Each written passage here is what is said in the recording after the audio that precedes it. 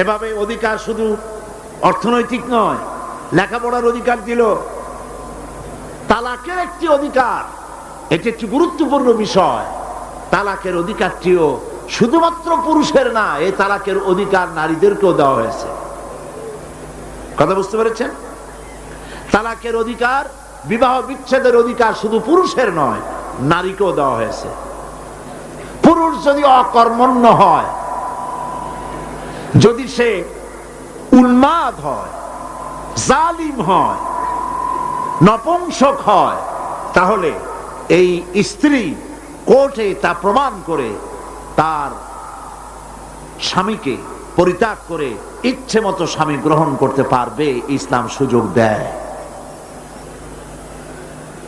তালাক, কথায় কথায় তালাক দেওয়ার একটা রেওয়াজ আমাদের দেশে আছে।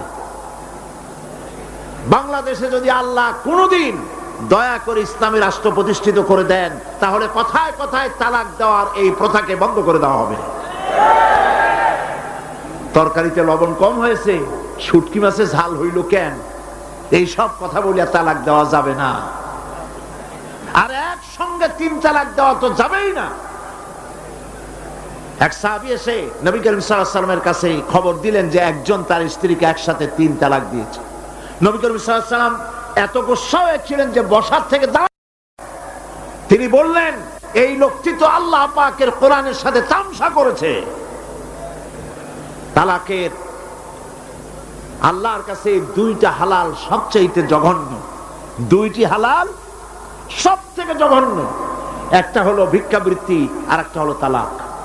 যখন তালাক দেওয়া হয় অন্যায় ভাবে, গোসায় আল্লাহর আরশ কাঁপতে থাকে। নাউজুবিল্লাহ বলে। আপনি এভাবে তালাক দিতে পারবেন না। তালাক দেওয়ার নিয়ম হলো, যখন স্ত্রীর সাথে, লক্ষ্য করুন, স্ত্রীর সাথে বনিবনা হচ্ছে না, স্ত্রীর চরিত্র খারাপ, স্ত্রীর দাজ্জাল মার্কা, বনেই না, তো আল্লাহ পাক তখন বলেছেন উভয় পক্ষের আত্মীয় স্বজন নিয়ে মীমাংসা করার চেষ্টা করো, সালিসি করো। যদি মীমাংসায় না হলো, তাহলে 1 মাসে 1 তালাক দাও, বিছানা আলাদা করে দাও, এবং অপেক্ষা করো তার এই অবস্থা দেখে সে ফিরে আসে নাকি। যদি ফিরে আসে তো গ্রহণ করো, যদি ফিরে না এলো 2য় মাসে 2য় তালাক দাও।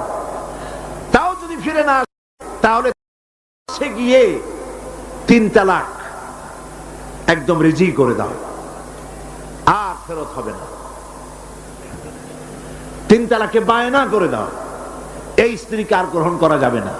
এখন আমাদের দেশে রাগের মাথায় একসাথে 3 তালাক দেওয়ার পর মনে মনে অনুশোচনা হয়, এতগুলো ছেলে পেলে নিয়ে করবো কি, কি সর্বনাশ হইল, রাগের মাথায় করলামটা কি। এখন এই বউ ফিরে পাওয়ার জন্য মসলা তালাশ করে। তখন গ্রামের মুন্সি মৌলবী, এই জাতীয় 1 শ্রেণীর লোক আছে যারা কোরআন বোঝে না, হাদিস বোঝে না, তারা হিল্লা নামক একটা ঔষধ বাইর করছে। সেই ঔষধটা কি? তারা বলে যে এই স্ত্রীকে যদি আবার নিতে চাও, তাহলে আরেকটা পুরুষের সঙ্গে বিবাহ দাও, এবং শর্ত করো যে তোমার কাছে দিলাম, 2-3 দিন পর তুমি তালাক দিয়ে দিবা, এরপরে আমরা নিয়ে নেব। তালাকের নিয়তে বিবাহ করা এটা সম্পূর্ণ হারাম, বিবাহ হবে না। তালাকের নিয়তে বিয়ে করলো, বিয়ে হবেই না। তারপরে এই যে ভাড়া করা, একজনের সঙ্গে হিলা করতে দেওয়া, এটাকে হাদিসের ভাষায় বলা হয়েছে ভাড়া করা ষাঁড়। ভাড়া করা ষাঁড়। ইসলামে এই ধরনের কোন বিধান নাই।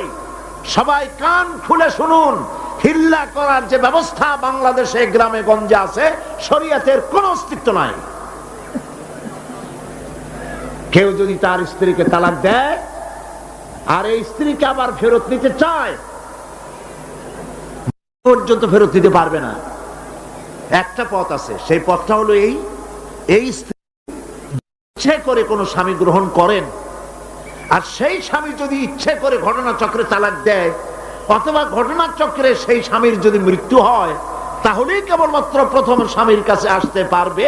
এছাড়া প্রথম স্বামীর কাছে আসা কিয়ামত পর্যন্ত সম্ভব নয়। এইটা ইসলাম করেছে দৃষ্টান্তমূলক শাস্তি দেওয়ার জন্য। কথায় কথায় তালাক দেবা, বাগুন ভর্তায় মরিচ হইল কেন, এই সব শয়তানি চলবে না। এইটার জন্যই এই বিধান করা হয়েছে। তালাক কখনো রাগের মাথায় এই জঘন্য কাজ কেউ করবেন না। যদি করতেই হয় তাহলে 3 মাসে 3 তালাক হবে, একসাথে 3 তালাক দেওয়া যাবে না। যদি কেউ একসাথে 3 তালাক দিয়ে বসে, তালাক হয়ে যাবে, এটাও মনে রাখবেন, তালাক হয়ে যাবে। তবে আল্লাহ পাক অসন্তুষ্ট হবেন, নারাজ হবেন, গুসায় আল্লাহর আরশ কাঁপতে থাকে। এই কাজটি কখনো করবেন না। আল্লাহ পাক তালাক চান না, আল্লাহ চান স্বামী স্ত্রীর মধ্যে মহব্বত পয়দা হোক। সুবহানাল্লাহ। যদি স্ত্রীর উপর রাগ হয়, কখনো মন খারাপ হয়, আল্লাহ বলছেন ওয়ালা তানসাউল ফাদলা বাইনাকুম, তোমরা পরস্পর পরস্পরের অনুগ্রহকে ভুলে যাও।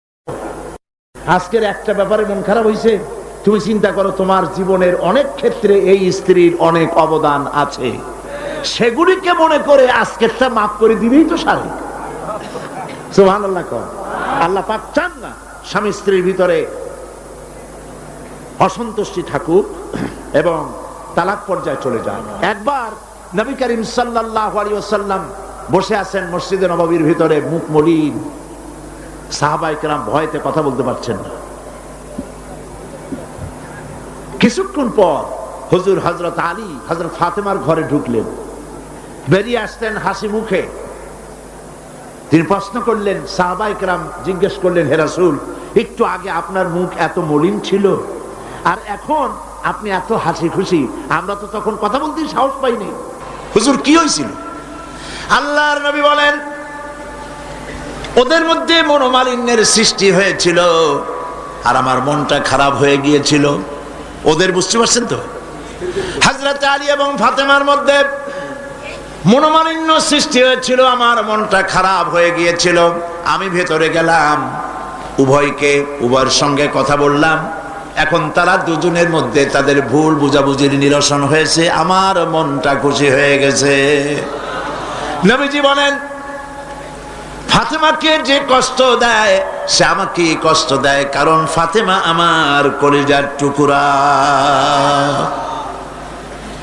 স্বামী এবং স্ত্রীর মধ্যে সম্পর্ক ভালো থাকতে হবে। আয় আল্লাহ পাক, বিশাল জনসমুদ্র নিয়ে কোরআনের কথা আলোচনা করেছি, দরুদ ও সালাম পড়েছি। মেহেরবানি করে দরুদ ও সালাম টুকুন হুজুরে পুরনুর সাল্লাল্লাহু আলাইহি সাল্লামের রূহ মুবারকে পৌঁছে দাও। তাম পৃথিবীর মাটির নিচে যত মুমিন মুমিনাত শুয়ে আছে তাদের আর পরে সওয়াব পৌঁছে দাও। আমাদের মা বাপ যারা কবরে শুয়ে আছে তাদের রুহের পরে সওয়াব পৌঁছে দাও। রব্বির হামহুমা কামা রব্বায়ানি সগীরা, রব্বির হামহুমা কামা রব্বায়ানি সগীরা। আল্লাহুম্মা ইন্না নাসআলুকাল ফি'লাল খায়রাত ওয়া তারকাল মুনকারাত ওয়া হুব্বাল মাসাকিন। اللهم اعز الاسلام والمسلمين، اللهم اهلك الكفرة والمبتدعة واليهود والهنود والمشركين، اللهم شتت شملهم، اللهم مزق جمعهم، اللهم دمر ديارهم। রব্বুনা রবিন, এ মাহফিলে যত লোক উপস্থিত হয়েছে, আমরা জীবনে যত গুনাহ করেছি, মেহেরবানি করে আমাদের জিন্দেগীর গুনাহ খাতা মাফ করে দাও।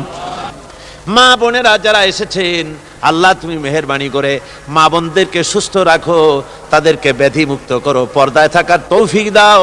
স্বামী সন্তান নিয়ে ইমানের সাথে ইজ্জতের সাথে আল্লাহ দুনিয়ায় আরামের সাথে বসবাস করার তৌফিক দিয়ে দাও। রব্বানা তাকাব্বাল মিন্না ইন্নাকা আনতাস সামিউল আলিম وتب علينا إنك أنت التواب الرحيم. سبحان ربك رب العزة عما يصفون وسلام على المرسلين والحمد لله رب العالمين. واجعل آخر كلمتنا عند الموت لا إله إلا الله محمد رسول الله. السلام عليكم ورحمة الله.